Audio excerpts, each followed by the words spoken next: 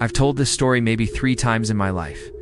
Each time, the person I told it to got quiet in a way that made me wish I hadn't said anything.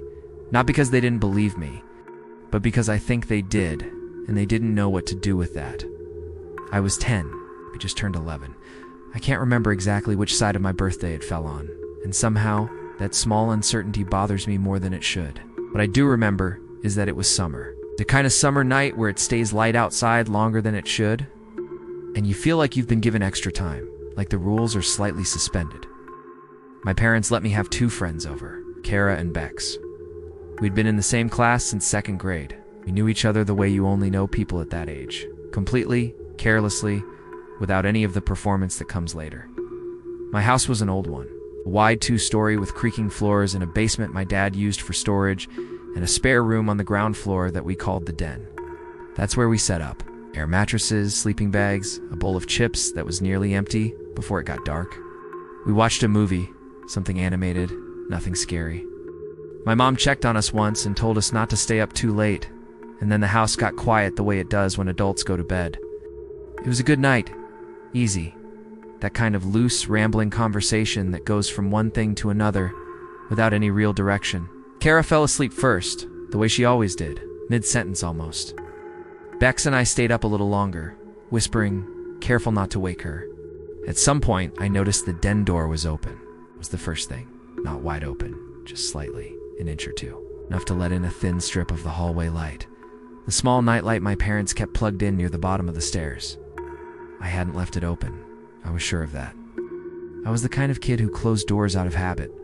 My mom had told me enough times to keep the heat in, and it had stuck. I looked at it for a moment. Bex had her back to it, already getting drowsy.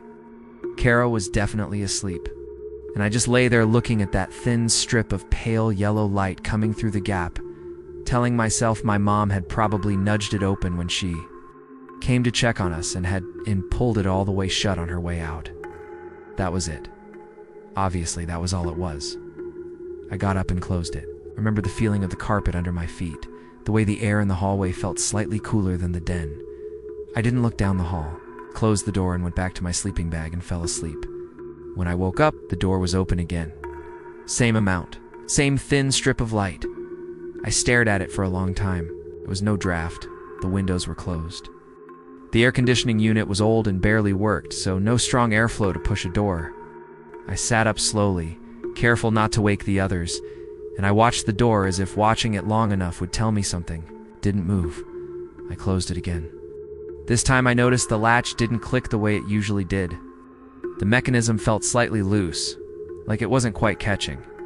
I pressed the door more firmly into the frame and felt it hold. Then I went back to bed. That explanation lasted me until I fell asleep. It didn't last much longer than that. I don't know what woke me the 3rd time. There was no sound that I can remember, no bad dream. I just opened my eyes and was immediately, completely awake in the way that feels wrong. Like something outside you decided it was time. The door was open. Further now, not an inch, not 2, maybe a foot. Wide enough that I could see a clear section of the hallway. The nightlight threw its small glow across the floor. The hallway was empty, but the air felt different. I don't know how else to put it. It wasn't colder exactly. It was more like the quality of the silence had changed. Like the house had been breathing normally and had stopped. I lay completely still. Kara was still asleep, facing away from me. Bex was on her back, one arm over her face. Neither of them moved. I kept my eyes on the hallway through the gap.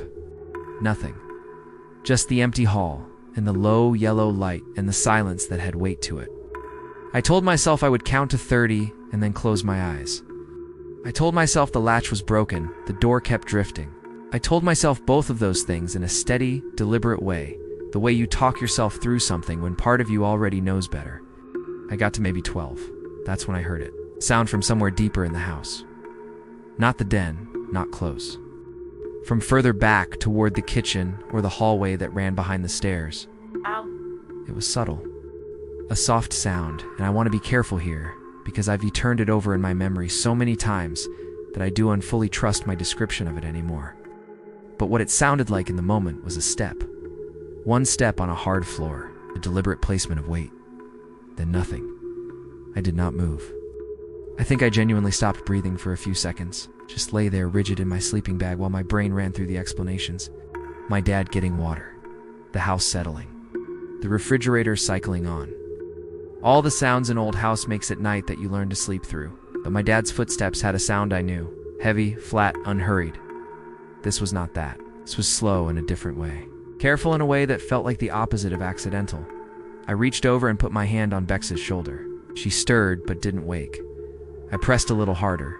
She lifted the arm from her face and squinted at me. I didn't say anything. I just looked at the open door and looked back at her. She sat up.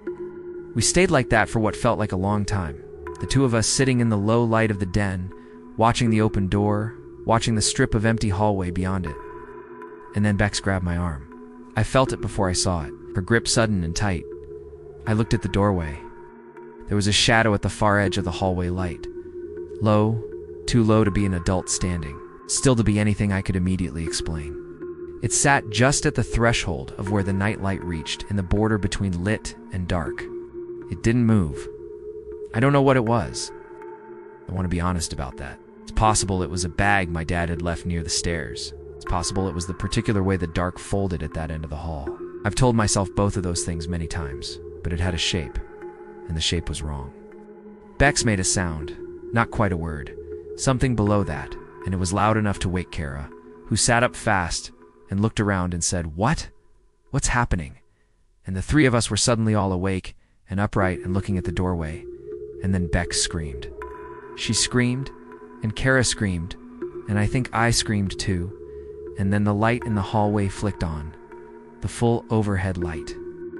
And my dad was there in the doorway in his t-shirt and boxers saying, "What is it? What's wrong? What happened?"